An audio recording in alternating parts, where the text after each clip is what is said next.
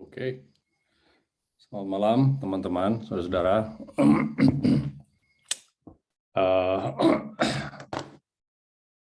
Ada baiknya kita mungkin mulai berdoa sama-sama ya.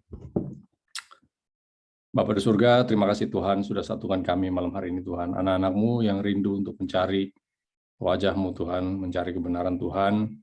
Biarlah Tuhan kami boleh dibukakan sedikit pengertian siapa kami sebenarnya dan apa rencana Tuhan untuk kehidupan kami. Bagaimana kami harus melangkah, merencanakan kehidupan kami Tuhan ke depan dan sepanjang kehidupan kami sampai Yesus datang. Berikan kami hikmat-Mu Tuhan, berikan mata yang terbuka, telinga yang terbuka, hati yang mendengar. Dalam nama Yesus kami berdoa. Amin. Oke. Baik, saudara-saudara. Malam ini saya mau audio saya kedengaran baik aja ya. Saya pakai komputer yang berbeda soalnya malam ini. Nah, saudara, kita mau membahas kembali. Banyak dari pertemuan kita ini bertajuk penghakiman. Apa ini penghakiman? Ya. Apa ini penghakiman? Kenapa penting kita mengerti secara konsep, secara rohani, supaya kita tahu. Kalau kita tahu apa artinya, apa yang Tuhan mau dalam kehidupan kita, kita juga bisa melakukan apa yang kira-kira sesuai yang Tuhan inginkan. Bukan untuk, seringkali manusia ini mengatakan rencana Tuhan ini mengambil kebebasan, kesenangan kita, ya. Tetapi Tuhan mau kita ini menghidupkan satu kehidupan yang sebenarnya justru membahagiakan. Nah, saudara, kalau kita ikuti pertemuan kita beberapa kali, nah pertemuan kita beberapa kali ini mengambil topik banyak dari Imamat 23 yang berisi apa ini? Hari-hari raya, ya. Banyak hari-hari raya, ada 7 hari raya yang diperingati oleh bangsa Yahudi. Sebenarnya dari 7 ini ada 2 grup, ya. Dua dikelompokkan kepada 2 macam hari raya, 2 intinya. Yang pertama, 4 hari raya pertama ini cuma seputar Paskah, ya, dan apa yang harus dilakukan seputar perayaan Paskah.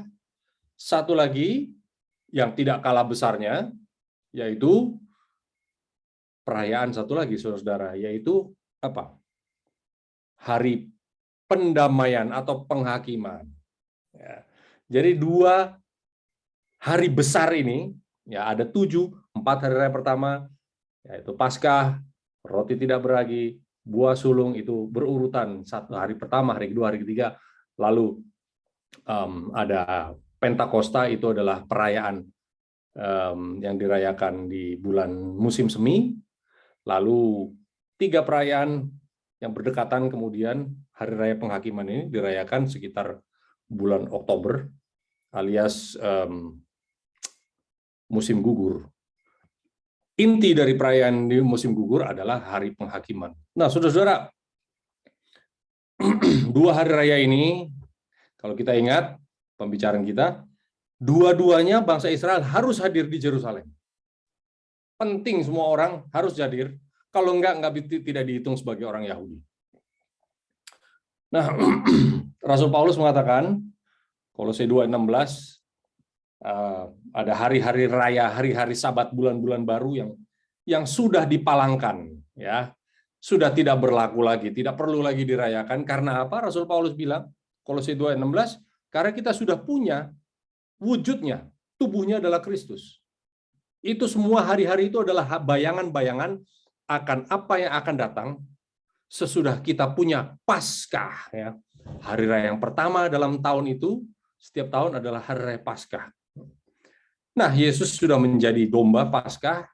Kita tahu semua, saudara-saudara, bahwa ini menjadi yang disimbolkan melalui Paskah sudah menjadi domba Paskah yang sejati. Satu kali untuk selamanya, bukan diulang-ulang setiap tahun seperti zaman dulu ya. Itu cuma bayangan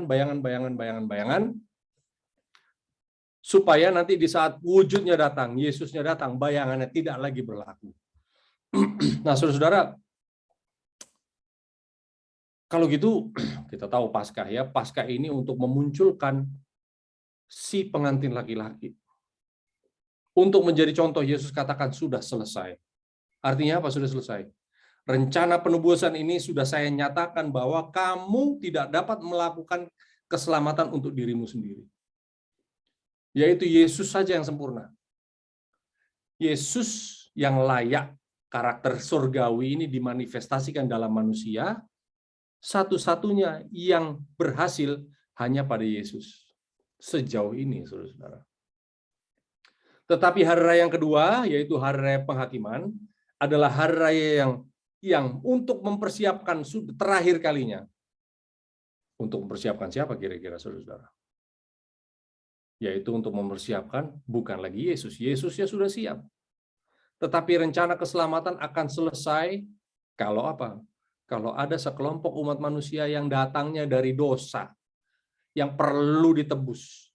Ibunya daging manusia, bapaknya juga dari daging manusia, tetapi lahir kembali di dalam roh, menghasilkan pilihan-pilihan seperti Kristus. Karena apa? Karena percaya kepada firman Tuhan. Waduh, saudara-saudara, kalau ini disiapkan, sudah sempurna rencana keselamatan. Yesus boleh datang. Nah, untuk itu hari raya penghakiman ini adalah hari raya yang terakhir, yang adalah hari raya yang benar-benar kusuk bagi orang-orang Yahudi zaman dulu. Kenapa? Kita tahu, kita pelajari 2 pertemuan lalu atau pertemuan yang lalu ya, saya lupa. Oh, 2 pertemuan yang lalu. Bangsa Israel ini kalau bangsa Israel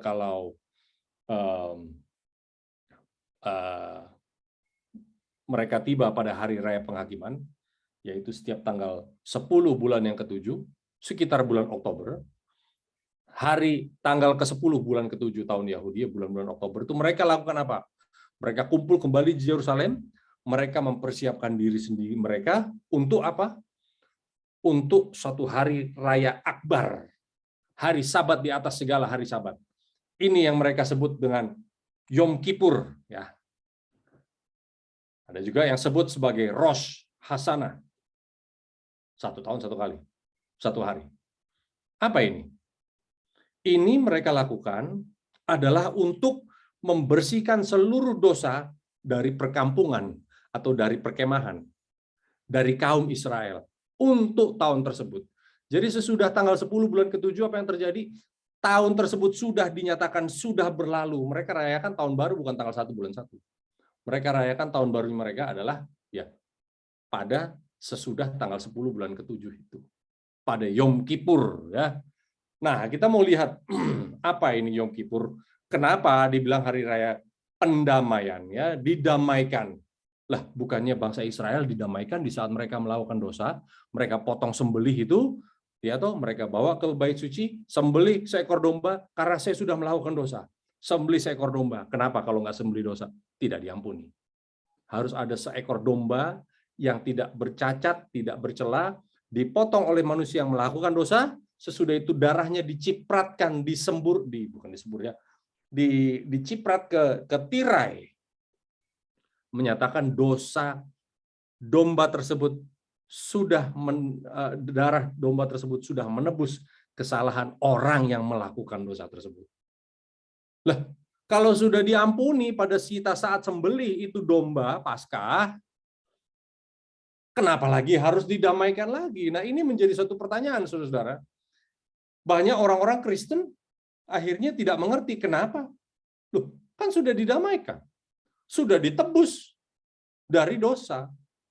Apa fungsinya penghakiman kalau gitu? Mari kita lihat di dalam Alkitab. Oke, oke, ada pertanyaan dulu sejauh ini. Saya ambil pena dulu ya.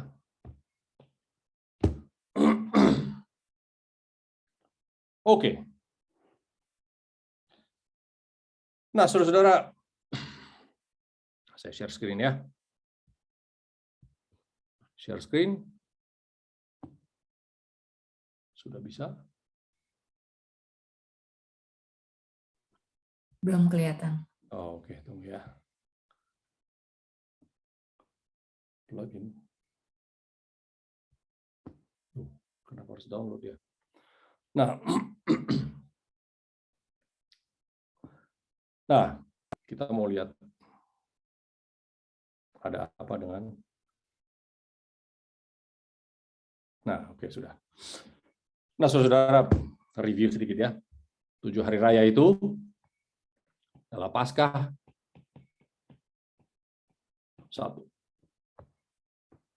Kedua adalah roti tidak beragi, unleavened bread. 3, buah sulung. 4, Pentakosta. 5, serunai. 6, grafirat ya, atau pendamaian, atau penghakiman. 7, ini di saat semuanya sudah selesai. Pondok daun. Nah, ini tabernakel namanya ya. Perayaan kenapa? Karena rangkaian upacara dalam 1 tahun sudah selesai. Dosa kita bukan hanya diampuni, kali ini sudah dihapuskan. Tidak ada lagi dosa. Ya. Karena saat Paskah diampuni. Dosanya masih ada atau enggak, saudara-saudara? Ya masih ada. Gitu. Roti tidak beragi, kita tahu Paskah sudah digenapi. Ini walaupun terjadi tanggal 10 bulan ke-7. Ini tanggal salah. Setiap tanggal 14 bulan pertama. Ini tanggal 15 bulan pertama. Tanggal 16 bulan pertama. Ini kembali ya, Imamat 23 ya. Pentakosta 50 hari kemudian tanggal 6 bulan ketiga. Ini perayaan musim semi. Selesai. Pulang dari Yerusalem, pulang ke kota masing-masing. Serunai. Dipanggil lagi saudara-saudara. Tanggal 1 bulan ke-10. Tanggal 1 bulan ke-7. Lalu 10 hari suruh tiup namanya shofar. Apa ini shofar? Trompet. Ayo datang kumpul. Semua kumpul harus menyucikan diri karena apa? Nanti tanggal 10 bulan ke-7 itu hari Yom Kippur atau Rosh Hashanah, the head of the whole year. Jadi kepala dari seluruh tahun itu puncaknya adalah pada tanggal 10 bulan ke-7 ini. Lalu sesudah itu selesai, tanggal 15 bulan 7 sampai tanggal 22 mereka kita merayakan. Nah, saudara-saudara, kalau kita ikuti pelajaran kita di tempat ini, kita tahu ini semua adalah bayangan-bayangan yang sudah tergenapi di saat di saat Yesus naik di kayu salib. Yang kedua tergenapi di saat Yesus dikubur. Yang ketiga digenapi menjadi buah sulung. Ya. Yesus menjadi roti tidak beragi. Karena 1 orang kita masuk ke dalam dosa karena Adam. Karena 1 orang juga kita tidak lagi berdosa, yaitu Yesus. Pentakosta, hari ke-50. Tergenapi? Sudah tergenapi. Inilah kisah para rasul pasal 2. Bangsa Israel, orang-orang murid-murid Yesus, para rasul ini menerima kuasa hujan awal dipenuhi dengan Roh Kudus seperti lidah api turun dari surga. Mereka dipenuhi pada hari Pentakosta. 50 hari sesudah Yesus bangkit, mereka dipenuhi oleh hari Pentakosta. Itu sudah tergenapi. Makanya bangsa Yahudi tidak lagi merayakan Pentakosta tiap tahunan. Murid-murid Yesus tidak lagi merayakan. Ya. Yang merayakan itu siapa? Ya orang-orang Yahudi yang tidak menerima Yesus. Masih rayakan ini semua. Orang Kristen tidak rayakan lagi. Pentakosta sudah selesai. Nah, saudara-saudara, ini adalah kelompok hari Paskah, perayaan musim semi. Lalu kosong, karena diizinkan benih itu tumbuh, kekristenan itu tumbuh, ya. Kekristenan itu meluas kemana-mana. Kita tahu secara sejarah gereja yang begitu murni, ya, makanya di dalam buku Wahyu tahu ada 7 gereja ya, 7 jemaat. Gereja begitu murni, lalu gereja-gereja kemudian menjadi sedikit lama-lama merosot ke kerohaniannya, ya, menjadi gereja habis itu teraniaya, lalu menjadi kelabu, lalu menjadi gereja menjadi hitam karena tidak ada lagi kebenaran di dalam gereja, sekedar rutinitas. Lalu Tuhan menggambarkan melalui apa yang harus terjadi di dalam buku Wahyu 3. Kita nggak mau masuk ke dalam itu, tapi perjalanan gereja adalah sejalan dengan penggenapan dari 7 hari raya ini. Nah, hari raya Serunai, saudara-saudara, diingatkan kepada bangsa Israel rohani kali ini. Siapa yang kemudian menjadi bangsa Israel rohani? Bukan bangsa Yahudi lagi. Adalah orang-orang Kristen. Ya. Orang Kristen yang kemudian teraniaya, ya, gereja yang teraniaya ini, lalu gereja ini sudah menjadi hanya tradisi. Gereja sudah benar-benar mati. Lalu muncul ada pergerakan. Kita tahu pergerakan Protestanisme, saudara, adalah pergerakan yang dimulai oleh Martin Luther, karena mau mengembalikan kebenaran dan umat Tuhan kepada Alkitab. Pergerakan Protestanisme muncul di Eropa menjadi pergerakan yang luar biasa hebat, saudara-saudara. Lalu penganiayaan tetap berjalan di Eropa, ya. Lalu mereka pergi ke dunia baru. Mereka pergi ke dunia baru, ditulis dalam Alkitab juga, mereka teraniaya lalu pergi ke dunia baru. Karena penganiayaan begitu hebat, mereka sampai di satu dataran baru yang namanya Amerika. Nah, Amerika Serikat ini adalah negara yang diberkati. Negara yang membela. Amerika Serikat di dalam buku Wahyu dilambangkan sebagai binatang yang bertanduk 2. Ya. Tanduknya 2, kenapa?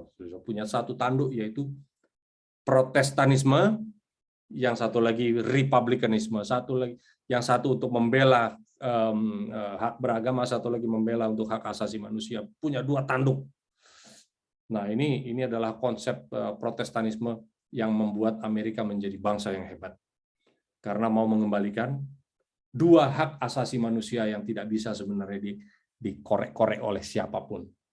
Lalu kepada orang-orang Kristen di Amerika, Tuhan memberikan hari raya Serunai ini. Kenapa? Karena hari raya Serunai ini memanggil orang-orang Protestan di Amerika untuk masuk ke dalam satu prosesi yang terakhir, yaitu hari raya Grafirat. Hari raya Grafirat ini kita tahu ini mengacu kepada hari Daniel 8 ayat 14. Ya. Yaitu bait suci dipulihkan seperti keadaan yang wajar. Nah, ini kita mau lihat. Ini dimulai kapan? Kalau baca di dalam buku Daniel 8 ayat 14, 2300 petang dan pagi. Ya, ini menjadi simbol 1 tahun dalam satu hari menjadi 1 tahun. 2300 tahun sesudah perintah untuk membangun kota Yerusalem dikeluarkan, bait suci ini akan dipulihkan. Nah, kita mau lihat, saudara. Kalau secara historis, tahun 457 sebelum Masehi, perintah untuk membangun kota Yerusalem itu diberikan oleh Raja Artasasta. Ini catatan sejarah, ya. Kalau begitu, tahun 1844, Tuhan memulai suatu pekerjaan terakhir, yaitu memulai satu pekerjaan pendamaian alias penghakiman. Jadi satu gereja muncul, Tuhan janjikan, setelah 1844. Yang percaya bahwa inilah hari penghakiman. Oke. Siapa yang percaya dalam hari penghakiman ini? Mestinya adalah orang-orang yang percaya kepada Yesus. Percaya bahwa Kristus sudah melakukan penebusan yang sempurna. Penebusan sempurna ini tetapi masih belum menghilangkan dosa. Kita sudah dibebaskan dari kutuk dosa, tetapi dosanya masih ada atau enggak? Nah, masih ada. Fungsi dari hari raya Grafirat ini yang diberikan kepada orang-orang Kristen di akhir zaman, yaitu orang-orang yang terpanggil yang keluar dari penganiayaan di Eropa yang begitu hebat, pergi ke Amerika untuk mendirikan suatu negara baru, negara Protestan yang mempunyai asas-asas dasar dari Alkitab. Pada mulanya, mendirikan suatu negara baru yang menjunjung tinggi kebebasan beragama, kebebasan berpendapat, kebebasan untuk apa lagi ya, kebebasan apa lagi di Amerika? Kebebasan hak sipil diberikan kepada mereka, dipanggil, diberikan satu pengertian bahwa penghakiman akan tiba. Tahun 1844 muncul satu pergerakan baru yang percaya bahwa inilah hari penghakiman. Nah, saudara-saudara, kenapa perlu penghakiman? Oke. Kenapa perlu penghakiman? By the way, penghakiman ini setiap tanggal 10 bulan ke-7 sampai hari ini bangsa Israel masih merayakan, saudara-saudara. Ya, merayakan tahunan. Kita tidak merayakan tahunan karena kita tahu secara rohani ini sudah tiba kepada kita. Kitalah sedang dihakimi karena apa? Paskahnya sudah lewat, hampir 2000 tahun lalu Yesus mati di salib. Dia akan datang kembali, tetapi sebelum dia datang kembali, harus ada penghakiman. Nah, bangsa Israel, setiap tanggal 10 bulan ke-7, apa yang mereka lakukan, saudara-saudara? Ya, kumpul, ya. Kita lihat aja di dalam Alkitab apa ini. Ya. Apa yang mereka lakukan? Oke, kita buka di dalam buku Imamat. Imamat 23 dulu deh. Ya, yang menerangkan ini. Imamat 23. Nah, ini dijelaskan ya, hari Paskah, hari raya roti tidak beragi, hari raya buah sulung, Pentakosta, lalu ada raya serunai. Nah, lalu ayat 26, Imamat 23 sampai ayat 26 berbicara mengenai hari penghakiman. Tuhan perintahkan kepada Musa. Ya, akan tetapi pada tanggal 10 bulan ke-7 itu ada hari pendamaian. Hari penghakiman, pendamaian sama. Kamu harus mengadakan pertemuan kudus dan harus merendahkan diri dan berpuasa dan mempersembahkan korban api-apian kepada Tuhan. Pada hari itu janganlah kamu melakukan satu pekerjaan. Hari pendamaian untuk mengadakan pendamaian bagimu di hadapan Tuhan Allahmu. Oke. Karena setiap orang yang pada hari itu tidak merendahkan diri dengan berpuasa, haruslah dilenyapkan dari orang-orang sebangsanya. Oke. Setiap orang yang melakukan pekerjaan pada hari itu, orang itu akan kubinasakan dari tengah-tengah bangsanya. Janganlah kamu melakukan suatu pekerjaan, itulah suatu ketetapan untuk selama-lamanya bagimu turun-temurun di segala tempat kediamanmu. Itu harus menjadi satu Sabat, hari perhentian penuh bagimu, dan kamu harus merendahkan diri dengan berpuasa. Mulai tanggal 9, malam tanggal 9 bulan itu. Jadi tanggal 9 sudah mulai berpuasa, tanggal 10-nya berpuasa penuh, sampai terbenam matahari berpuasa penuh, hari pendamaian tiba. Saudara, ini mempunyai makna, ya. Saya lihat di dalam bahasa aslinya ini. Pada hari tersebut, kita harus afflict soul. Apa ini afflict soul? Di bahasa Indonesia diterjemahkan merendahkan hati, sudah merendahkan diri. Tapi afflict soul ini artinya apa? Ini mempunyai arti rohani.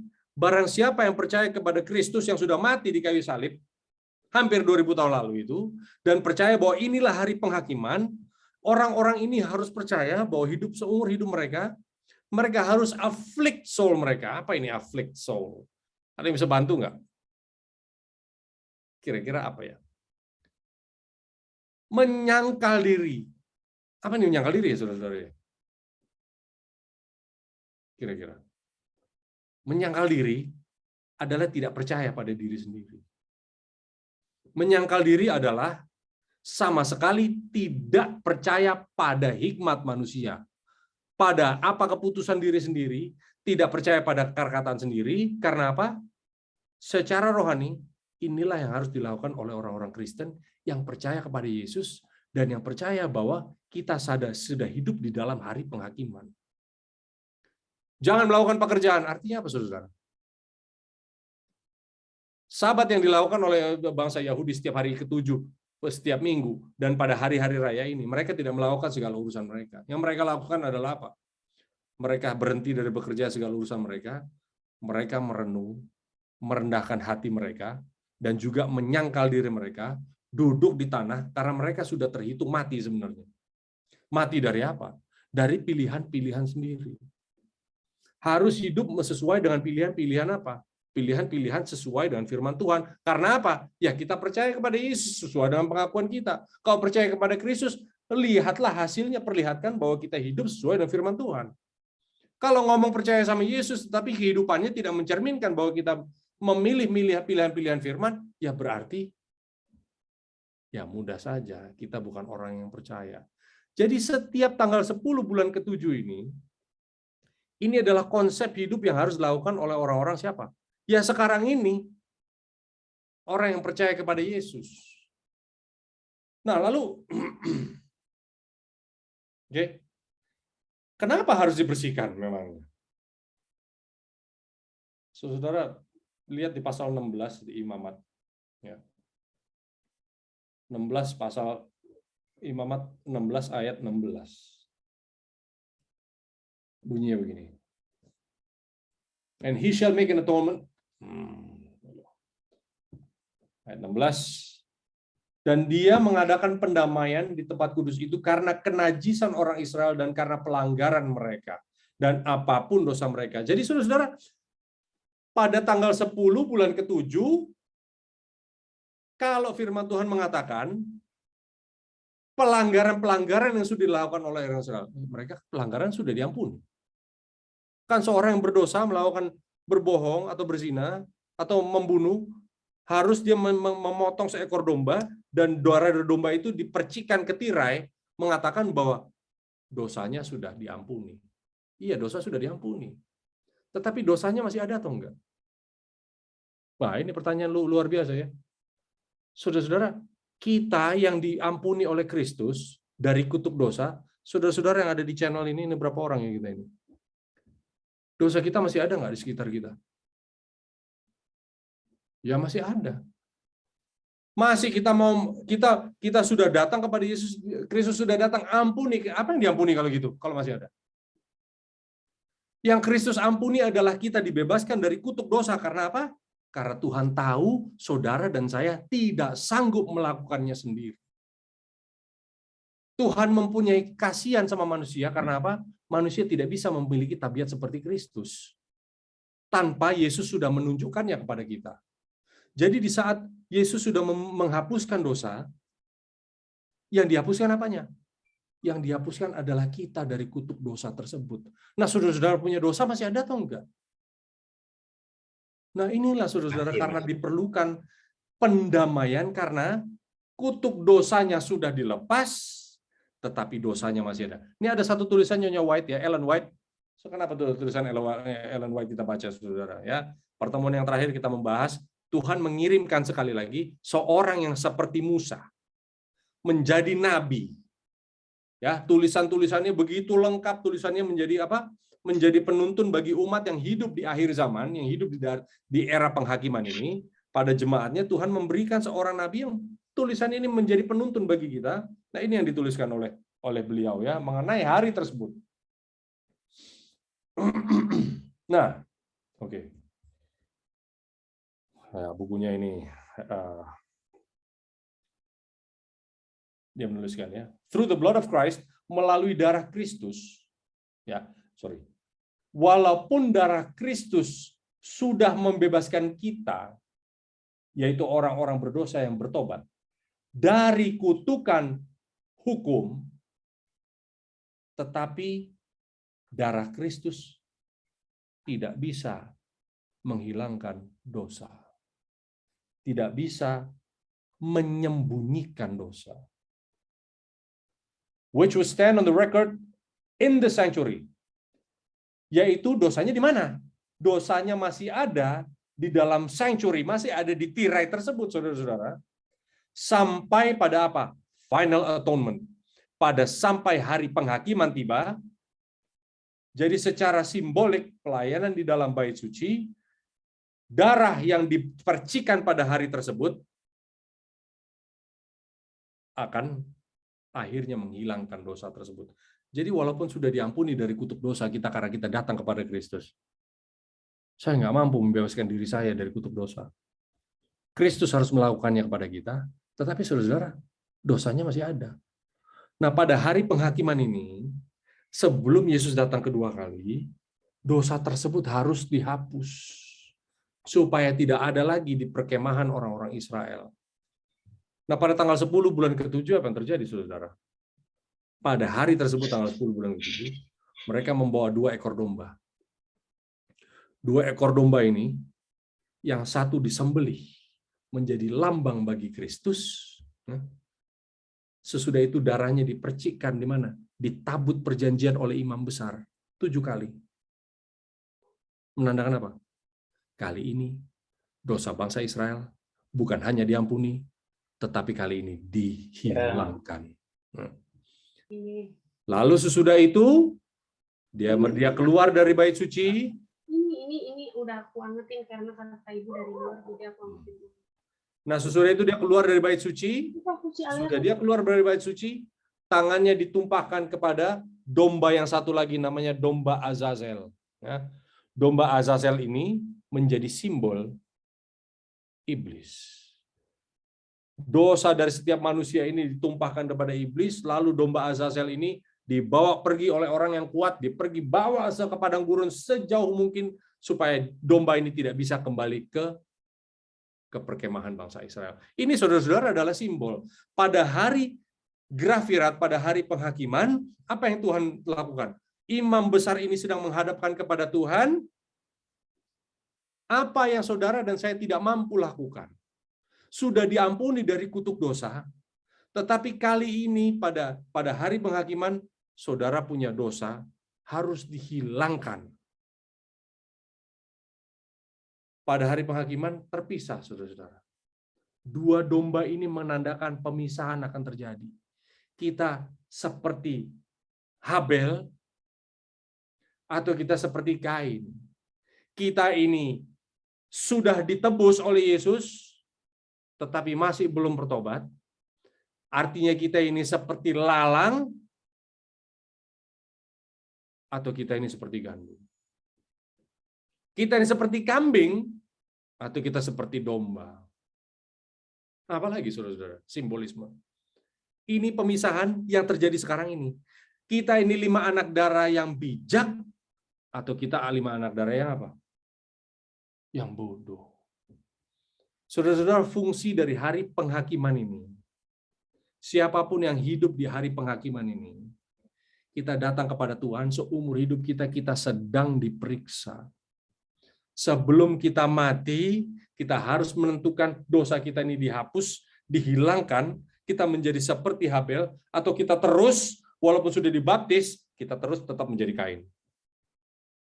Inilah kita sungguh-sungguh menjadi pengikut Kristus, atau kita tetap menjadi orang yang suam. Itulah intinya, saudara-saudara.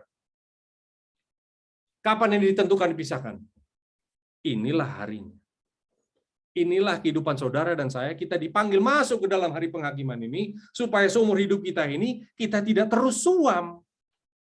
Mengerti bahwa Yesus sudah menebus kita, sudah melepaskan kutuk dari dosa, iya, tetapi dosanya masih ada. Makanya harus dipisahkan, pemisahan ini terjadi. Bangsa Israel ngomong-ngomong, saudara-saudara, ya, setiap tanggal 10 bulan ke-7, sampai hari ini. Mereka katakan apa? Mereka katakan satu sama lain, ya, kalau kita baru Lebaran, kita bilang, orang Indonesia bilang minal aidin, ya, maaf lahir dan batin. Tapi kalau bangsa Israel sampai sekarang, kalau pada tanggal 10 bulan ke-7, apa yang mereka ucapkan? Salamnya mereka.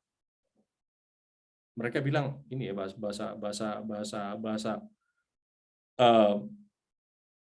bahasa Yahudi agak susah, ya. Gemar Khatimah Tova. Artinya apa? Biarlah kamu dimeteraikan terakhir kalinya sampai selesai. Artinya ada satu proses pemeteraian, ya, gemar itu artinya selesai. Khatimah itu, ya, bahasa Grikanya charagma, cap. Kamu dimeteraikan, pemeteraian ini sudah selesai bagi kamu. Terakhir kalinya, gitulah kurang lebih, ya, di bahasa Indonesianya, ya. Jadi ada suatu pemeteraian yang diberikan kepada orang-orang Yahudi pada hari tersebut, karena pada hari tersebut mereka ini dimeteraikan atau mereka ini dibuang. Saudara-saudara, kenapa? Karena pada hari Grafirat itu semua nasib manusia akan ditentukan. Nah, kita yang sudah mengerti, percaya kepada Kristus, percaya bahwa ini adalah hari penghakiman, kalau gitu kita dulu yang diperiksa, dihakimi. Karena apa? Karena 1 Petrus 4 ayat 17 mengatakan apa? Penghakiman dimulai dari rumah Tuhan. Saudara-saudara, yang dihakimi bukan orang-orang yang tidak percaya sama Yesus. Bukan orang-orang yang tidak mengerti, tidak percaya bahwa inilah hari penghakiman. Penghakiman diberikan pada mereka yang percaya kepada Yesus, dan mereka yang percaya bahwa inilah hari penghakiman yang sedang mempersiapkan pengantin perempuan, supaya pengantin laki-lakinya boleh datang menjemput dan perkawinan ini selesai. Saudara, kalau kita percaya itu, kitalah orang-orang yang sedang suam ini, gereja yang terakhir, gereja Laodikia ini, yang pengetahuannya banyak, ya, semua sudah melihat apa yang Tuhan lakukan, semua pelajaran, semua firman, yang paling menjadi biji mata Tuhan, yang paling dekat menjadi jemaat Tuhan. Tetapi luar biasa suam. Kenapa? Karena masih pakai hikmat sendiri. Yang penting sudah gereja, yang penting sudah dibaptis, yang penting sudah punya kelompok. Ya, datang ke gereja, sudah aktif, sudah jadi anggota ini dan sebagainya, sudah jadi ketua majelis, sudah jadi pendeta. Tetapi masih ada kesuaman. Karena apa? Karena kita tidak datang kepada Tuhan.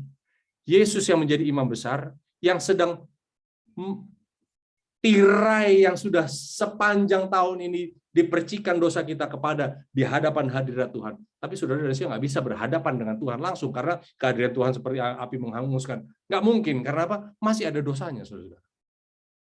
Tapi Tuhan memberikan kita satu konsep bahwa Yesus yang sedang melakukannya kepada kita ini, artinya harus ada pertobatan sungguh-sungguh pada hari penghakiman. Saudara, kalau tidak ada pertobatan sungguh-sungguh, mengadakan suatu pilihan yang radikal, suatu yang benar-benar berbeda seumur hidup kita yang tidak pernah lakukan sebelumnya, artinya tidak ada gunanya itu Paskah, domba Paskah yang sudah mati untuk saudara dan saya. Tidak ada gunanya. Tidak ada faedahnya. Kenapa? Karena ternyata kita tidak percaya kepada Kristus. Ini keselamatan diberikan pada siapa? Ya mereka yang percaya. Yang tidak percaya, ya mereka mengatakan bahwa mereka bisa menyelamatkan dirinya sendiri. Loh ya, saya sudah dalam gereja kok. Iya, walaupun di dalam gereja. Artinya saudara, Tuhan memberikan satu hari penghakiman ini supaya saudara dan saya tahu kitalah menjadi biji mata Tuhan. Loh, yang lain gimana? Bukan biji mata Tuhan. Loh, Tuhan mengasihi semua umat manusia. Tuhan mau rindu menyelamatkan semua umat manusia. Tetapi biji matanya ini, gerejanya ini, pengantin perempuannya ini adalah orang-orang yang khusus yang Tuhan mau pakai supaya kebenaran Tuhan muncul pada mereka. Mereka lah yang akan didisplay, mereka lah yang akan dipertontonkan kepada dunia. Inilah anakku, kepada siapa aku berkenan. Bukan lagi kepada Yesus, saudara. Artinya karakter dari orang-orang yang percaya bahwa ini adalah hari penghakiman, saudara, harus melebihi dari sekedar apa? Mempunyai rutinitas dan tradisi. Gereja ini kita anggap sebagai cuma klub arisan. Saudara, firman Tuhan ini bukan cuma, dulu saya firman Tuhan Alkitab taruh di bawah bantal, saudara-saudara, supaya apa? Supaya jadi sakti kita ini. Kalau ada gempa bumi, atap runtuh pada saat kita tidur, wah nggak mungkin lah menimpa kita karena ada Alkitab di dalam ini. Bohong itu. Nggak ada artinya nih Alkitab, cuma sekedar kertas, saudara-saudara. Firman Tuhan bukan pada kertas Tuhan bilang, aku taruh hukumku. Firmanku ada di hatimu. Nah, saudara, apakah ini menjadi kehidupan saudara dan saya? Atau kita nyaman di dalam kesuaman, sementara kita tahu inilah penghakiman yang sudah tiba, dan bukan hanya tiba, saudara. Kalau mau tiba sudah 176 tahun yang lalu. Hampir 178 tahun yang lalu. Tetapi penghakiman ini, Tuhan memberikan tanda-tanda juga. Sesungguhnya Tuhan tidak melakukan segala sesuatu sebelum dia terlebih dahulu memberitahu kepada siapa? Hamba-hambanya, yaitu para nabi. Amos 3 ayat 7. Tuhan kasih tahu apa yang sudah terjadi 1844. Tuhan memberikan suatu penghakiman, mengundang semua bangsa orang-orang yang percaya kepada Kristus kembali ke Yerusalem. Supaya dikasih tahu, kalau kamu percaya kepada Kristus, kamu harus masuk ke Yerusalem sekarang ini, lalu tanggalkan semua kepentingan duniawimu, Pakai pakaian kabung, karena apa? Kamu sedang dihakimi. Taruh itu debu di dahi dan duduk dan berkabung. Menyangkal diri karena apa? Ada kemungkinan saudara-saudara kita lebih percaya pada diri kita lebih daripada kita percaya sama Tuhan. Kalau kita percaya bahwa inilah penghakiman, Tuhan hanya memanggil. Mengetuk kepada jemaat yang terakhir, jemaat yang hidup di dalam penghakiman, jemaat Laodikia. Apa ditulisannya? Kejadian 3:15, 17. Yesus mengetuk, saudara-saudara. Kalau Yesus mengetuk artinya apa? Sudah jelas Yesus belum ada di dalam. Yesus mau masuk ke dalam, tetapi kita ini masih mempunyai syarat dengan kepentingan duniawi. Artinya saudara dan saya belum masuk ke dalam hari penghakiman. Apakah yang akan diselamatkan oleh Yesus adalah orang-orang yang percaya bahwa ini adalah hari penghakiman? Oh, bukan. Tuhan rindu supaya biji matanya ini, pengantin perempuannya ini sadar bahwa dialah yang akan menjadi pengantin bagi Kristus, dialah yang Tuhan akan pakai untuk dipertontonkan kepada dunia supaya dunia tahu. Ternyata ada ya, manusia yang lahir di dalam dosa. Bapak ibunya di dalam dosa. Tetapi bisa memiliki tabiat seperti Kristus. Karena sejauh ini setan masih mempunyai tuduhan. Oh ya jelas, kamu bisa Yesus. Kenapa? Ya, walaupun ibumu adalah ibu datang dari daging, kamu bapakmu kan dari surga, benihmu dari Roh Kudus. Ada kecurangan ini masih ini. Pengantin laki-lakinya, ini bukan manusia. Setan masih memberikan tuduhan kepada rencana keselamatan yang disediakan oleh Tuhan, masih mengatakan ada kecurangan. Manusia tidak akan bisa, manusia tidak punya harapan sama sekali. Yesus punya harapan, ya jelas lah, ya dia akan dari surga. Saudara, kita tidak percaya hal itu. Kita percaya Yesus adalah manusia. Tetapi, apa yang menjadi harapan rencana keselamatan ini selesai, bahwa kita akan menjadi umat yang apa katanya? Vindicate. Yang meneguhkan rencana keselamatan. Di saat apa kita meneguhkan, saudara-saudara? Di saat saudara dan saya memilih untuk berjalan di atas firman. Semua kita punya pilihan, saudara-saudara, karena kita percaya kepada Kristus, kita percaya kita sedang dihakimi, kita sedang lebih dahulu diperiksa. Kita mau dipamerkan atau enggak? Kalau kita sudah tahu kita diperiksa, tapi kita tidak bisa dipamerkan, kita terbuang. Yesus sedang menunggu, saudara dan saya mempunyai kerinduan untuk benar-benar mempunyai pilihan-pilihan yang berdasarkan apa firman Tuhan katakan. Saudara-saudara, pilihan Anda dan pilihan saya sedang ditunggu oleh Tuhan. Apa yang kita pilih ya? Saudara milih karir, saudara milih bisnis, saya memilih pekerjaan, ini atas dasar dorongan firman Tuhan, atas doa dan benar-benar puasa kita, atas apa yang tertulis, atau hanya karena tekanan kita sendiri, atau karena tekanan ekonomi. Kita bekerja di bank ini, saudara bekerja di bank, di perusahaan-perusahaan, itu karena kita diutus oleh Tuhan untuk menjadi seorang misionaris, menjadi seorang pemberita Injil, atau kita dikirim karena kita cari gajinya? Ya, nggak usah dijawab ya. Kita membuat bisnis ini karena untuk menjangkau jiwa atau cari uang. Saudara-saudara kita, inilah ya.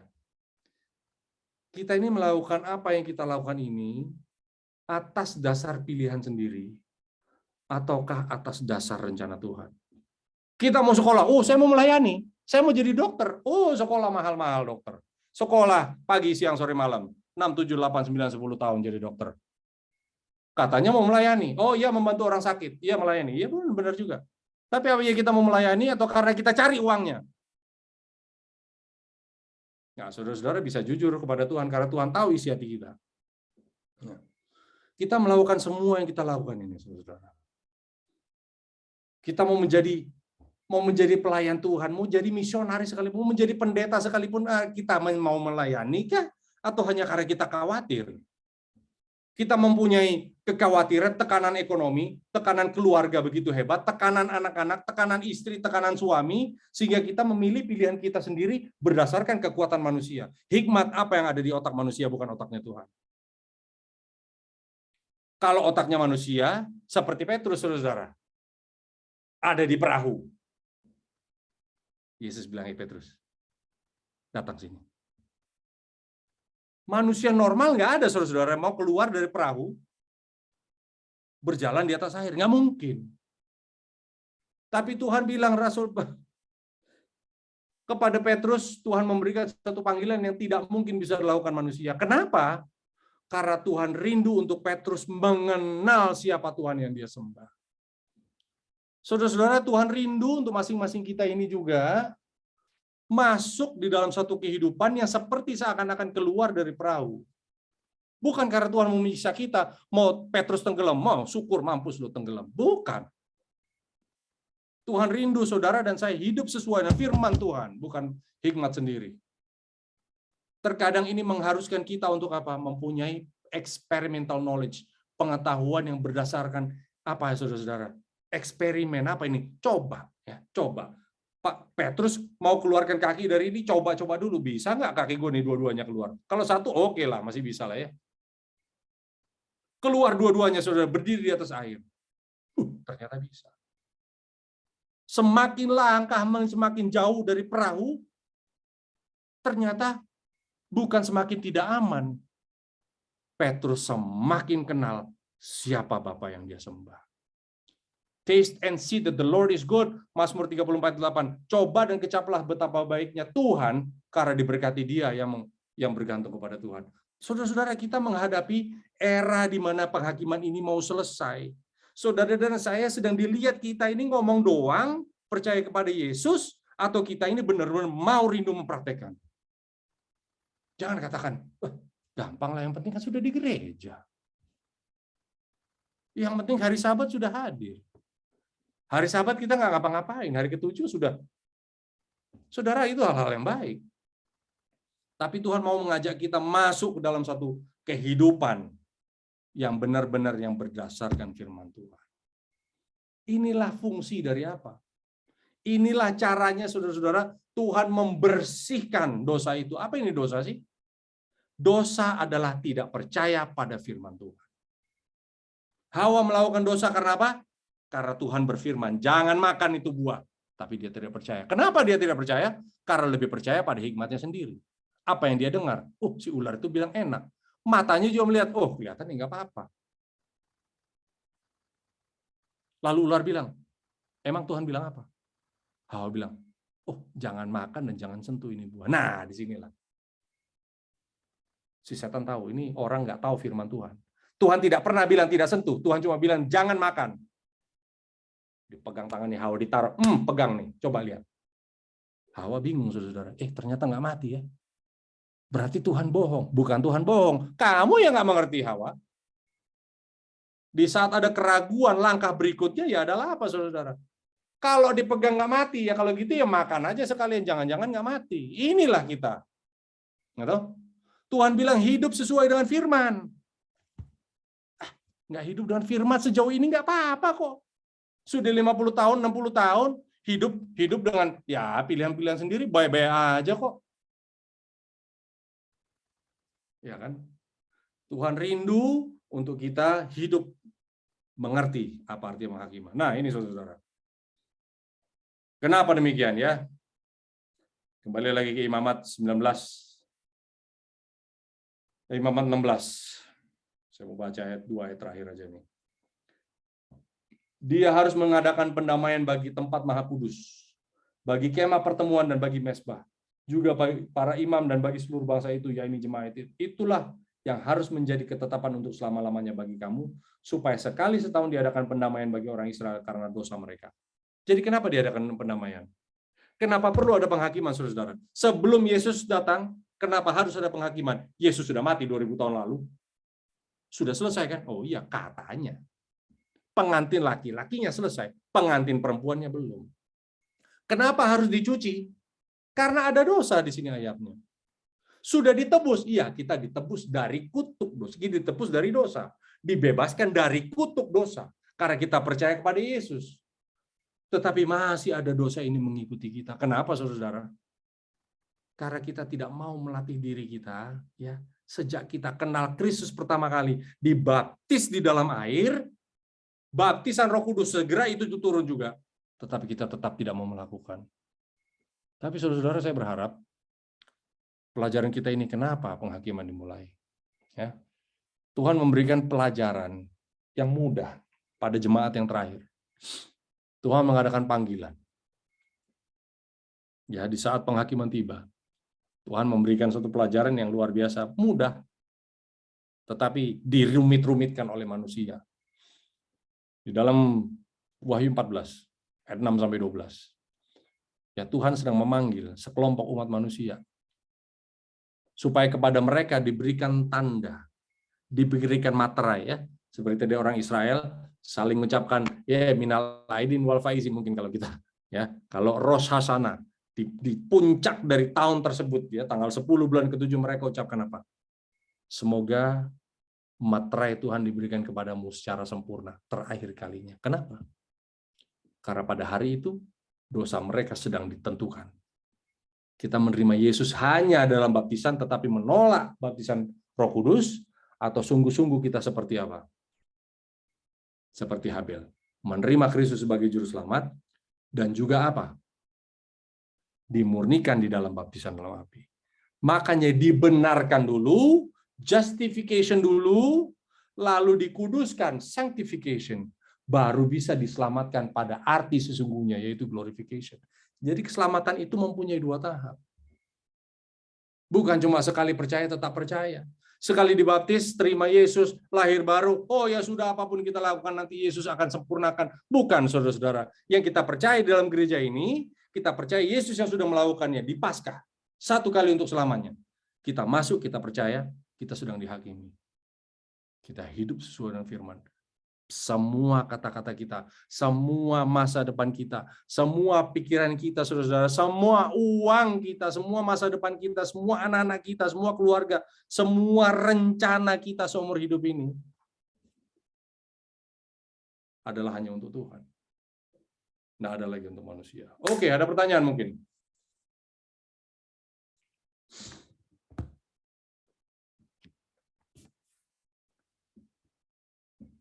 Ada? Oke, selamat malam. Saudara-saudara, jika ada yang mau bertanya, boleh raise hand. Stop share dulu. Tanya langsung boleh? Oh, silakan. Boleh, Pak. Silakan, Pak John. Saya lagi yang mulai ini karena nggak ada yang. Baik, Pak Ramon. Ya, Pak. Ada beberapa yang saya memang tidak paham di sini. Ya. Karena tidak paham, maka saya bertanya. Ini hari apa namanya? Hari-hari raya orang Israel ini, Ya. itu kalau menurut pemahaman saya itu hari-hari keagamaan. Ya, itu pemahaman saya nggak tahu pahamannya Pak Ramon. Kemudian ini ada 7 hari raya. Ya. Nah, yang pertama itu Paskah tadi katanya. Pertanyaan saya ini, apakah Paskah itu sama dengan Paskah yang kita lakukan oleh orang Kristen ya, terutama Protestan, Katolik, ya, yang kita rayakan itu yang pertama. Kemudian ada juga hari raya di Katolik itu adalah Pondok Daun. Di Israel Pondok Daun. Apa itu sama dengan Minggu Palem? Ya. Kemudian yang ketiga di Katolik juga ada yang disebut bukan hari raya tapi pemujaan sembahyang Rosario 1 bulan itu. Ya. Kemudian ada juga Jalan Salib. Ya. Banyak ini, Pak. Kemudian ada apa hubungan penghakiman dan hari raya ini? Itu yang saya bisa tanyakan dulu. Dan pada terakhir ini adalah seperti tadi Pak Ramon katakan, hari raya Grafit itu sama dengan hari raya perdamaian Yom Kippur. Iya. Ya. Ya toh? Ya. Nah, pada waktu itu Mesir, bangsa-bangsa Arab menyerang Israel. Ya. Tapi kalau Israel ini mengikuti dia punya ajaran ini atau segala macam dia punya itu, dia nggak boleh balas tuh. Dia begini, dan bangsa Arab itu udah tahu bahwa kalau kita serang mereka pada waktu hari raya Yom Kippur mereka nggak bisa berdaya, tapi terbukti 6 hari udah selesai. Itu aja, Pak Ramon. Terima kasih. Iya, Pak John ya. Yang dirayakan oleh orang-orang Kristen itu ya, Paskah lah contohnya ya. Paskahnya bangsa Yahudi itu jatuh pada tanggal 11 bulan pertama. Ya, bulan pertama ini kenapa mereka tentukan bulan pertama? Bulan pertama adalah di saat mereka punya gandum sudah penuh. Biasanya bulan-bulan April gandum ini sudah penuh, ya, imam dipanggil untuk lihat periksa gandum dibuka. Oh, sudah penuh bulirnya. Kalau belum penuh, belum bisa dimulai bulan baru. Di saat sudah penuh, ini sudah bulan baru ini. Ya. Setiap tahun gandum penuh itu cuma 1 kali, Pak. Dilihat gandum penuh, lalu dilihat bulan baru sesudah gandum penuh. Itulah tanggal 1 bulan 1-nya mereka, di saat bulan berubah. Itulah cara mereka menentukan Paskah. Sampai hari ini bangsa Israel menentukan Paskah mereka ini dengan cara tersebut. Nah, tetapi yang dilakukan oleh bangsa Kristen, orang-orang Kristen yang dirayakan Paskah, bukan dengan cara tersebut. Yang menentukan Paskah ini, adalah Roma sendiri, dari Vatikan sendiri yang menentukan kapan ini Paskah jatuh. Biasanya Paskah ini ditentukan ya, kalau musim panas itu mataharinya siangnya lama. Kalau musim dingin siangnya singkat ya, atau malamnya yang lama. Jadi kapan Paskah ditentukan? Biasanya mereka ini dari Vatikan ini, kalau kita pergi, saya lihat di Vatikan di lapangannya itu ada garis ya seperti silang. Mereka silang di lapangannya itu untuk menentukan pergerakan matahari. Mereka menentukan matahari bergerak ini kalau hari panjang atau musim panas, dari sini terbit, dari sana tenggelam. Kalau hari musim dingin, harinya pendek, berarti matahari dari sini, lalu terbenam di sana. Nah, jadi antara silang ini, antara hari yang pendek sama hari panjang sama hari pendek ini, di tengah-tengah antara hari panjang dan hari yang pendek, itulah mereka tentukan, itulah hari Paskah. Nah, ini tidak ada di Alkitab, Pak, sebenarnya. Ya. Roma menentukan bagaimana cara ini penanggalan ini adalah biasanya jatuh di mana di spring equinox. Spring equinox ini di saat matahari ini gelap dan terang ini pas 12 jam. Ya. Berarti separuh gelap, separuh siang ditentukan. Itu hari tersebut. Ya, inilah konsep dibilang yin and yang. Ya. Yin yang itu adalah di saat gelap separuh, terang separuh. Ini adalah konsep-konsep yang sebenarnya ini adalah konsep-konsep yang datangnya dari Babylon, Pak. Gitu. Masih diteruskan oleh gereja juga sampai sekarang, sehingga inilah yang diberikan pada orang Kristen, ya terimalah ini sebagai Paskahnya Yesus. Padahal bukan itu. Kalau pakai penanggalan Yahudi pun Tuhan jadi bilang nggak usah lagi dipakai itu. Karena apa? Kamu sudah percaya kepada Kristus yang menjadi tubuh. Ya. Ini semuanya hanya bayangan-bayangan akan apa yang sudah akan datang karena Kristus sudah menjadi Paskah. Nah, apakah kita salah bersyukur datang kepada Tuhan karena kematian Yesus disalib pada hari? Ya nggak salah juga. Cuma kita lupa bahwa kita ini merayakan apa ini? Ya kan, pada saat matahari 12 jam, gelap juga 12 jam, kita rayakan seakan-akan Paskah. Yang dirayakan oleh bangsa Babylon dari zaman dulu itu pada hari tersebut, ya. Kalau hari setengah gelap, setengah terang itu, terbit matahari itu, makanya Vatikan itu dibuat arahnya sedemikian rupa, arah dari lapangan itu supaya pada hari gelap dan terang itu persis separuh-separuh, di saat matahari terbit, itu pintu dari gereja itu dibuka. Selamat datang Easter, selamat datang Paskah. Yang dikatakan bukan Easter, Pak, sebenarnya. Itu adalah Dewi Ishtar, yaitu Dewi kesuburan, yang munculnya pada sekitar tanggal tersebut.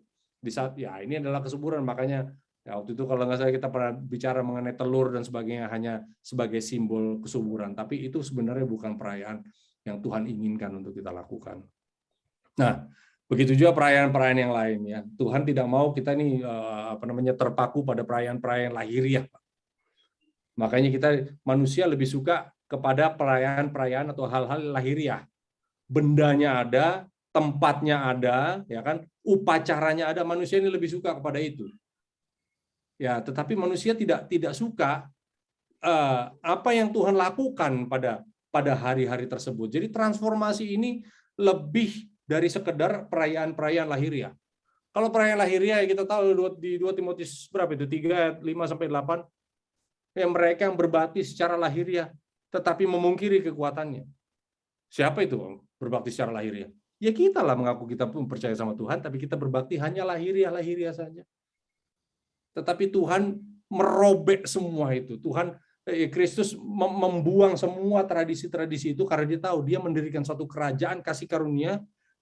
Dia mau menetapkan apa yang menjadi yang paling penting dalam kehidupan manusia, yaitu apa? Tabiat Kristus, Pak John. Itulah. Perayaan-perayaan itu ya itu sekedar hanya upacara-upacara. Mungkin tidak lebih dari apa ini, kalau misalnya ya ada hari ibu, ya kita bersyukur karena ada ibu kita, ya toh. Tapi perayaan-perayaan itu kalau tidak merubah kita punya tabiat untuk semakin lebih dekat menyerupai kepada tabiat Kristus, perayaan itu sebenarnya meaningless, Pak, tidak mempunyai arti apa-apa. Jadi Pak Ramon, ya, untuk orang Kristen, Protestan dan Katolik itu merayakan Paskah itu kan sesudah Yesus mati, bangkit 3 hari. Ya. Ya, menurut Pak Ramon itu bagaimana itu pandangannya? Apa itu ya cara kasarnya? Apakah itu benar atau menyimpang? Itu ya pertanyaannya agak tragis nih ya. Ya. Maaf. Ya, nggak apa-apa, Pak John. Saya rasa begini, Pak. Kita tidak perlu mengkultuskan satu hari yang Tuhan sendiri tidak pernah kuduskan, ya. Yesus tidak pernah Rasul Paulus tulisan-tulisan juga tidak pernah mengatakan untuk kita kembali kepada perayaan-perayaan yang sudah dituliskan, yang sudah dipalangkan di kayu salib. Itu baca Efesus 2 ayat 15 juga. Semua upacara-upacara itu, ya kan, Tuhan sudah batalkan di saat Kristus yang melakukannya, menyatukan. Ya. Kita ini apakah salah? Apakah salah merayakan Natal? Ya, nggak salah juga kalau kita mengerti kenapa Natal ini diberikan kepada kita, bahwa Kristus telah lahir, gitu, dan menjadi manusia, mempunyai tabiat yang perlu kita contoh menjadi teladan bagi kita, dan dia telah mati, dan dia menjadi buah sulung kepada siapa kita diselamatkan di dalam Tuhan. Ini tidak ada salahnya juga kita merayakan Natal di dalam konsep-konsep tersebut. Tapi kalau perayaan Natal ya mau dibuat tanggal 25 Desember kayak mau dibuat 25 April sebenarnya tidak mempunyai arti yang kita tidak terpaku pada penanggalan, begitulah Pak John. Boleh-boleh saja, ya toh. Apakah kemudian perayaan itu tidak berarti? Ya, yang kita tahu hati kita lah yang Tuhan lihat. Kita mempunyai perayaan-perayaan itu ya bagus-bagus saja supaya kita datang menguatkan saudara-saudara kita, ya. Tapi kembali lagi, saudara, perayaan itu hanya sekedar apa? Gimana ya? Budaya. Itu sekedar budaya aja, Pak. Ya nggak salah juga. Saya juga kalau Natal, ayo kita kumpul keluarga. Tetapi yang menjadi makna, yang esensi dari Natal tersebut adalah kelahiran Kristus yang menjadi janji dari Tuhan yang diberikan sejak apa ini? Sejak Kejadian 3:15 bahwa Tuhan yang akan mengadakan permusuhan antara kita dengan iblis. Ya, kita bersyukur pada Tuhan karena itu, bukan dalam hari-hari yang terpaku. Itu tidak lebih dari upacara-upacara manusiawi aja. Tuhan mengajak kita lebih dari itu, Pak John. Apakah salah ini Paskah memperingati kematian Yesus 3 hari dalam kubur, habis itu dia mati bangkit pada hari ketiga? Ya nggak salah juga. Saya sering juga dipanggil dalam kebaktian Paskah, ayo kita rayakan, boleh. Tetapi yang paling penting adalah apa? Ya, kita mengadakan suatu transformasi yang benar-benar radikal karena kita percaya kepada Yesus. Baik Pak, satu lagi yang terakhir nih. Iya Pak John. Tadi kan bicara masalah penghakiman ini, penghakiman. Apa hubungan penghakiman dan hari raya tersebut? Oh. Ini yang saya nggak ngerti nih. Nah, inilah tadi dari awal kan Tuhan memberikan gambaran, ya, upacara-upacara yang harus dilakukan dalam 1 tahun kepada bangsa Yahudi. Upacara ini dimulai dengan Paskah, ya, sekitar bulan-bulan April dimulai Paskah. Lalu April 3 hari berturut-turut, inilah perayaan Paskah, ya kan, roti tidak beragi, buah sulung. Lalu 50 hari kemudian Pentakosta, mereka rayakan Pentakosta. Lalu pada bulan ke-7 ada tiup trompet 10 hari supaya orang-orang dimanapun penjuru Israel datang ke Yerusalem, semua orang tiup trompet. Ini adalah upacara. Terus hari raya yang ke-6, inilah hari raya penghakiman. 1 hari dalam 1 tahun, tanggal 10 bulan ke-7. Ya, mereka kumpul merayakan namanya Yom Kippur. Disinilah hari tersebut mereka punya dosa, akhirnya dibebaskan untuk 1 tahun tersebut. Ya, kayak di reset lah Pak ya. Oke, 0 lagi ya. Ya, kita pergi ke pom bensin. Ayo kita mulai dari 0 ya. Ya, oke. Kurang lebih begitu Pak. Jadi fungsinya hari penghakiman ini adalah apa? Hari raya di atas semua hari raya ini adalah puncaknya. Jadi mereka ini dipanggil untuk dalam 1 hari itu, dalam 24 jam mereka berpuasa, tanggal 9 malam sampai tanggal 10 malamnya, mereka berpuasa, mereka berdoa, mereka menyangkal diri mereka, karena mereka tahu nasib mereka ini sedang ditentukan pada hari tersebut. Nah ini mempunyai makna rohani, karena Yesus sudah menggenapi hari raya yang pertama, Paskah. Dia juga menggenapi sebagai roti tidak beragi, ya toh, buah sulung di saat dia bangkit. 50 hari sesudah dia bangkit, Pentakosta turun. Inilah kisah para Rasul 2. Inilah penggenapannya secara berurutan, Pak. Nah, lalu Alkitab ini selesai ditulis. Hari raya yang kelima mengenai Surunai, mengenai Gerafirat dan Pondok Daun ini sebenarnya adalah urutan-urutan yang harus terjadi. Walaupun Alkitab juga tidak menjelaskan. Tapi kita percaya, kita terima secara iman, bahwa Hari Raya Serunai ini adalah di saat panggilan diberikan kepada orang-orang yang percaya kepada Yesus. Yang murni ini loh Pak.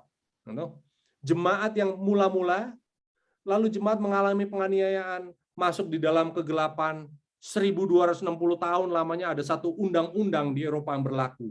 Menganiaya orang-orang yang percaya kepada Yesus dan percaya pada Alkitab. 1260 tahun lamanya mereka dianiaya, lalu mereka muncul, tahun 1798 penganiayaan itu dihilangkan karena hukum itu dibuang. Justinian Codex. Nah, di saat ini kita percaya bahwa Tuhan sedang memanggil sekelompok umat Protestan yang percaya, orang-orang yang murni, orang-orang yang ada yang keluar dari penganiayaan 1260 tahun lamanya. Ini orang-orang yang teraniaya, mereka pergi mendirikan suatu negara baru. Tuhan panggil mereka. Ya toh? Di saat Tuhan panggil mereka, kenapa dipanggil? Karena mereka dikasih tahu penghakiman mau tiba. Apa semua mereka percaya, orang-orang Kristen di Amerika? Enggak semua percaya, Pak. Mereka percaya, ya sudah, sekali selamat tetap selamat. Tetapi ada sekelompok umat yang jumlahnya tidak besar, ya toh, di saat penghakiman tiba, mereka percaya ini penghakiman dimulai 2300 petang dan pagi, 2300 tahun sesudah perintah Yerusalem itu dikeluarkan. Ini Daniel 8:14. Mereka percaya, oh kalau gitu inilah penghakiman. Bahwa Tuhan membuat satu prosesi upacara sama dengan apa yang dilakukan dengan bangsa Israel zaman dahulu. Tapi kali ini generasi kita yang sedang dibangunkan supaya kita sadar inilah penghakiman. Jadi supaya orang yang percaya sama Yesus ini benar-benar mempunyai sifat rohani sama dengan bangsa Israel yang mereka lakukan setiap tanggal 10 bulan ke-7. Jadi bagi orang yang percaya kepada Kristus, yang kita lakukan adalah hal-hal yang sama yang dilakukan oleh bangsa Israel zaman dulu, Pak. Mestinya. Ya kan? Menyangkal diri, Tuhan apa lagi ya? Tuhan apa lagi yang saya harus lakukan? Tuhan apa kehendak-Mu? Izinkan saya supaya melakukan kehendak Tuhan. Karena kita tahu dalam kehidupan kita ini kita sedang ditentukan. Kita mau menjadi. Kita akan terpisah. Pemisahan ini terjadi di dalam apa? Di dalam kehidupan kita. Karena yang Tuhan mau pakai adalah orang-orang yang mengerti dalam penghakiman dan mau benar-benar berubah dalam tabiat, mereka lah yang Tuhan akan pakai menyelesaikan pemberitaan Injil. Jadi bukan mereka aja yang diselamatkan, Pak John. Banyak umat manusia seperti pasir di laut, tetapi yang Tuhan pakai adalah siapa? Inilah sekelompok umat manusia. Inilah yang akan menyelesaikan pekerjaan Tuhan. Terima kasih, Pak Ramon. Iya, Pak John. Ada yang lain mungkin? Jam berapa ini? kalau ada yang mau bertanya, silakan satu orang lagi jika ada yang mau bertanya.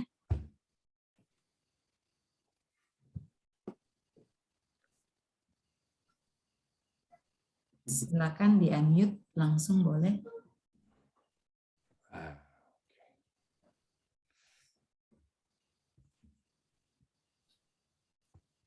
Ada chat. Oh, oke, bukan. Terima kasih Pak John untuk pertanyaan-pertanyaan yang sangat baik ya, untuk membuka wawasan kita, untuk bisa memahami dan mengerti. Terima kasih juga Brother Ramon yang sudah menjelaskan begitu rinci ya. Semoga kita semua memahami dan semakin memperbaiki diri kita. Kita sadar bahwa kita sedang hidup di masa penghakiman. Sebelum kita mengakhiri, masih ada lagi kah yang mau bertanya? Oke, Mungkin saya. Oh, silakan Ibu Novera. Hai, Brother Ramon. Kabar? Good, I'm good. Shalom ya. Terima kasih lessons-nya. Yang saya pikirkan selama mendengarkan lessons ini, now how can I be like Ramon? How can I know all this stuff? Incredible. Pendeta Roy Pito selalu bilang sama saya, Nov, tolong ini di-share dulu. Ramon yang ngajar. But, you know, I'm so slack. I'm always just sharing my stuff. But anyway, saya senang sekali dengan apa yang disampaikan malam hari ini. And as you know, saya Kristennya itu pengetahuannya hanya based on my personal experience. Jadi untuk hal-hal yang seperti ini saya, luar biasa. I'm like, saya Kristennya itu yang 1 tambah 1 sama dengan 2. Ramon ini sudah, Brother Ramon ini sudah kalkulus, sudah algoritma dan lain-lain ya. Tapi speaking of radical change, okay, I love that because I'm into that, and I think beberapa kali dalam hidup saya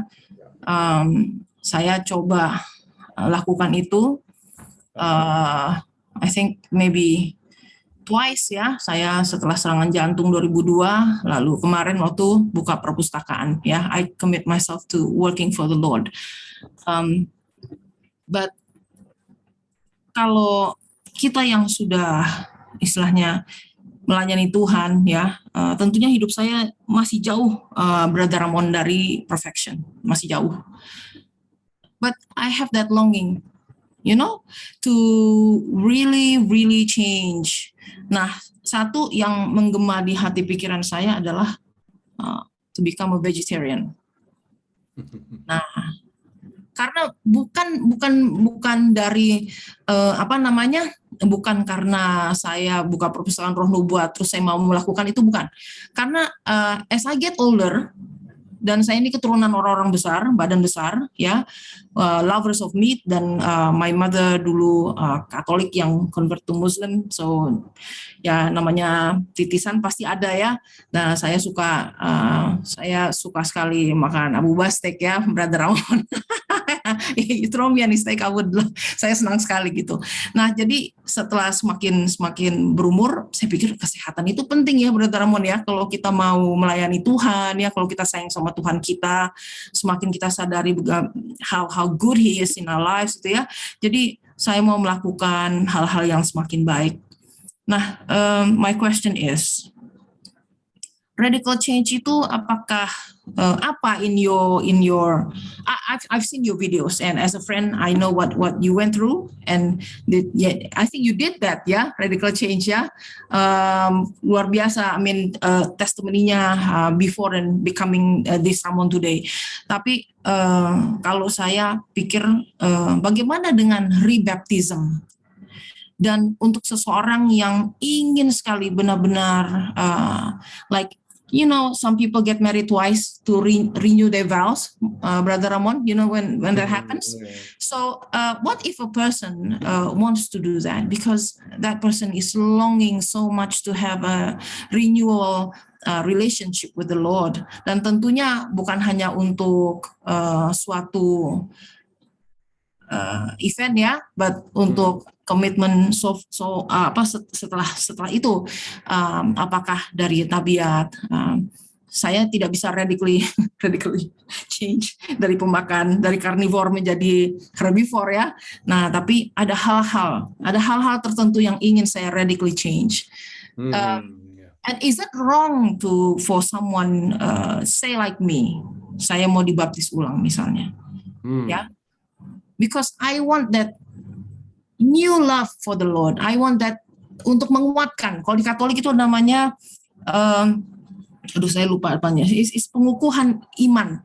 Jadi kita sudah saat ini, saya merasa Brother Ramon sewaktu saya dibaptis ke KKR Tamrin tahun 1990 ya, sama Om Joni Sondak dulu, sama Shirley, saya dibawa teman saya Laya Langitan, and then but not because of my friends, because I decided to follow Jesus gitu ya.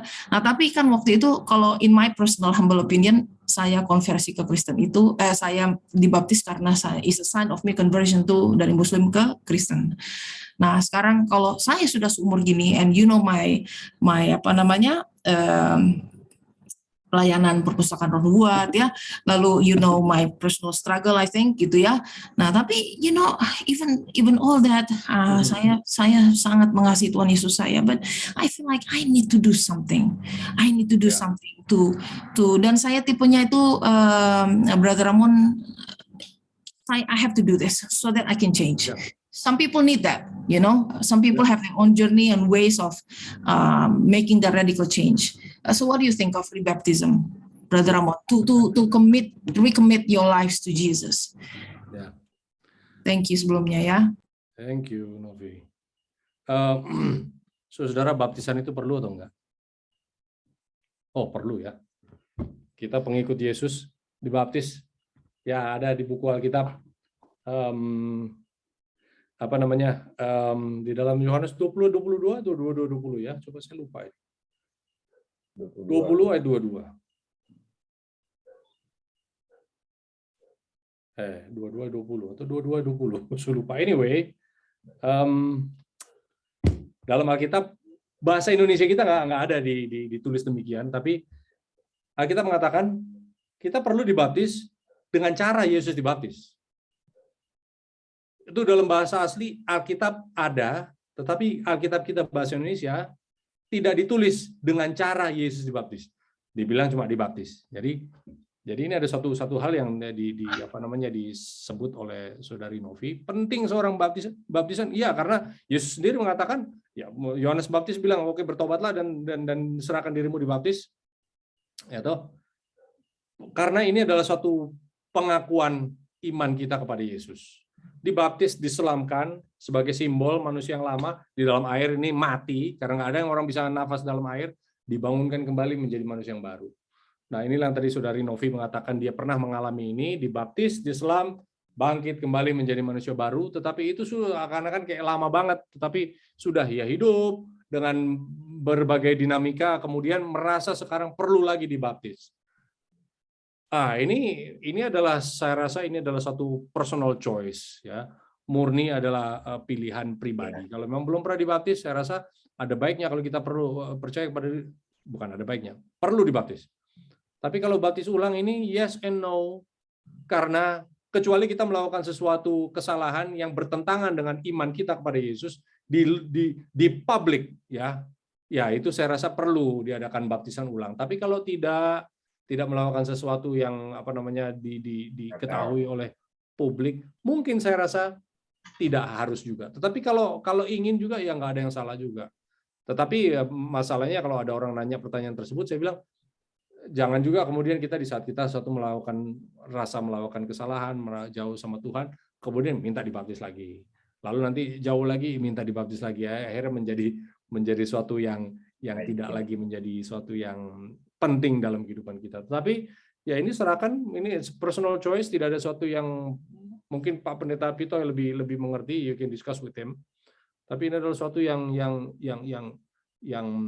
sangat pribadi dan Tuhan akan appreciate apapun yang kita lakukan. Yang paling penting adalah pertobatan dan pengakuan iman kita di hadapan Tuhan. Gitu. Nah, dengan radical change alias apa ini radical change ya, perubahan yang radikal. Semua orang mempunyai hal yang dia harus bertobat. Ya, semua orang mempunyai dosa favorit yang seakan-akan, aduh ini susah banget ini. Gitu. Yang ini 1, 2, 3, 4, 5, itu saya bisa buat. Tapi yang ini, aduh saya nggak bisa buat. Sehingga seringkali kita mengatakan, nanti Tuhan akan sempurnakan. Gitu. Tuhan ya udah saya simpen dulu ini. Yang penting Tuhan saya udah buat 1, 2, 3, 4, 5. Ya ini udah cukup lah. Tapi saudara-saudara, yang membuat radical change ini bukan yang kita bisa hitung 1, 2, 3. Enggak. Radical change adalah yang suatu yang membuat kita ini bisa bersama Kristus melepaskan apa yang kita tahan selama ini. Tadi saudara Novi, ini mengenai pola makanan, ya mau hidup sehat, ya mau coba makan makanan berbasis sayur-sayuran, tumbuh-tumbuhan, meninggalkan makanan daging karena itu tidak sehat. Ya ini, apakah ini suatu yang memang radikal untuk kita lakukan? Ya nggak tahu. Gitu. Memang kalau memang sukar kita lakukan, ya tentu ini akan menjadi suatu tindakan radikal. Tapi yang saya rasa tidak kalah pentingnya adalah kita datang sama Tuhan. Matius 19 ini mengenai orang muda yang kaya ya. Dia merasa dia sudah semua yang dia udah lakukan. Yang saya harus lakukan untuk selamat apa ya? Yesus bilang ini 1, 2, 3, 4, 5, 6. Yesus sebut, kalau itu semua saya udah buat dari kecil, saya udah bikin. Jualah hartamu. Ya Yesus, kenapa Yesus bilang gitu Pak John? Karena Yesus tahu yang ini nggak usah dihitung.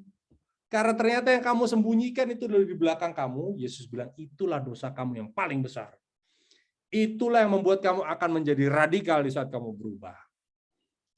Nah, jadi di saat cuma Tuhan yang tahu apa yang menjadi dosa kesayangan kita, yang membuat kita ini tidak bisa mengalami radical change, gitu.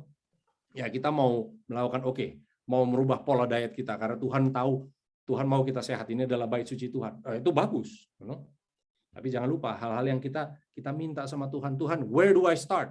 Saya mulai dari yang mana ini? Coba mulailah dari sesuatu yang hanya Tuhan bisa bantu. That's really gonna make everything else easier. That's what changes a person. Inilah yang akan merubah seseorang. Ya kan, pola pandang seorang. Inilah dibilang, coba taste and see that the Lord is good. Coba dan kecaplah. Cap bukan langsung caplok gede. Kecil-kecil aja dulu. Nah inilah, jadi dari radical change ini, apa yang dibilang kategori radikal, ya cuma Tuhan yang tahu apa yang menjadi radikal. Karena orang muda yang kaya Matius 19 itu, yang radikal ternyata dia nggak mau bikin. Yang nggak radikal banyak, tetapi yang Tuhan bilang, radikal itu adalah yang Tuhan bisa buat. Kalau nggak radikal, itu yang saya buat. Yang radikal itu yang Tuhan buat. Tapi I wish you all the best, Novi, in your choice. Ya. I appreciate it. Bawalah itu dalam doa. Terima kasih banyak. Terima kasih banyak. Thank you. Amin. Terima kasih banyak untuk penjelasan yang luar biasa. Ada di chat box saya akan bacakan dari Oliver, Bang Ramon, apa maksud dari Yesus mengetuk di luar pintu, lalu jika ada yang bukakan pintu dan makan bersama dengan dia?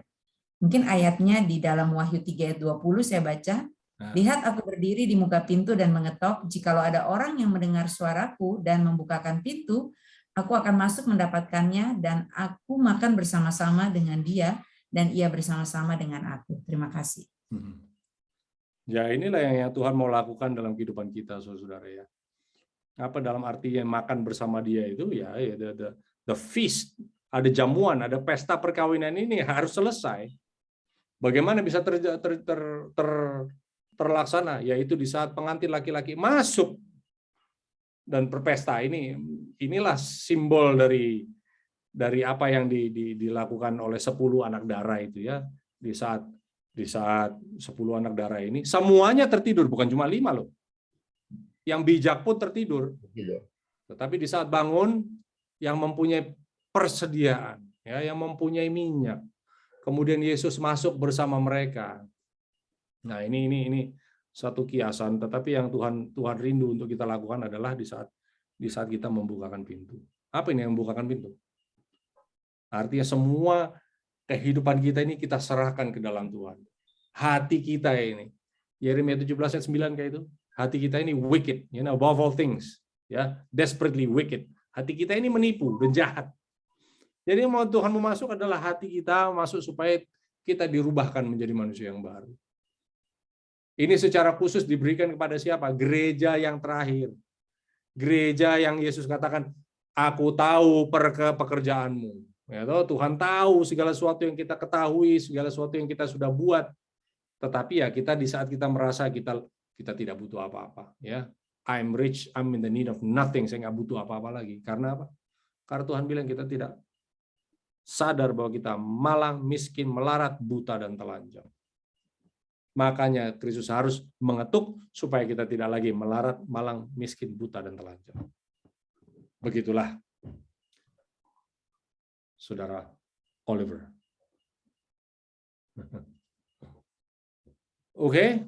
Terima kasih banyak. Mungkin waktu kita sudah selesai.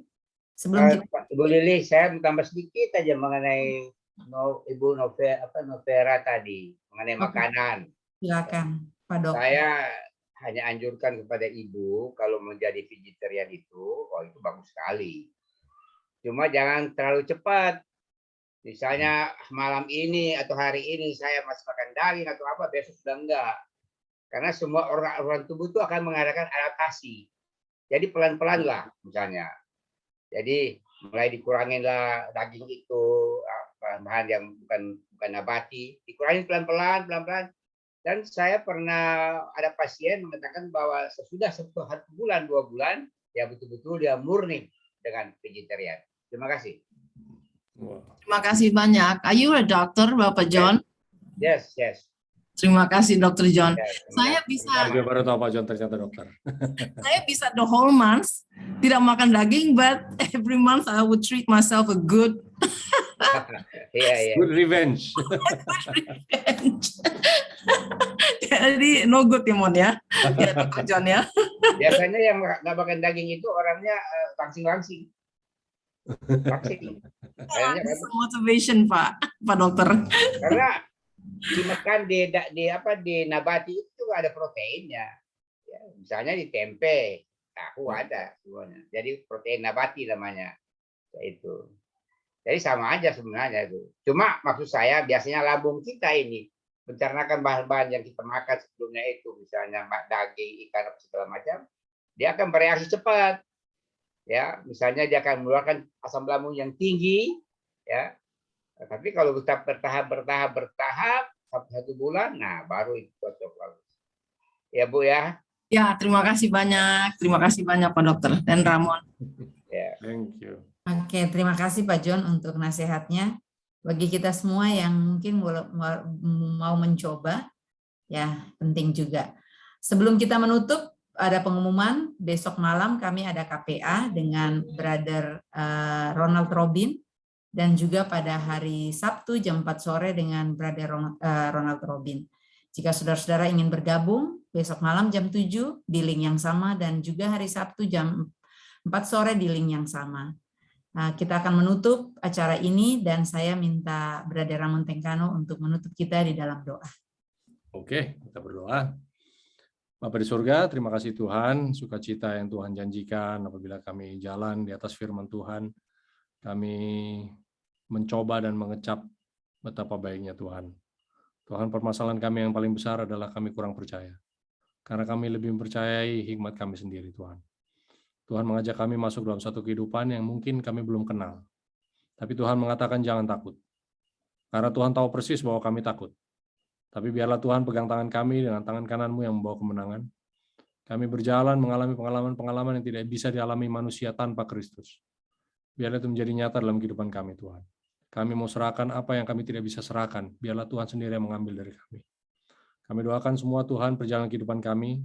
Apabila kami percaya bahwa ini adalah masa penghakiman.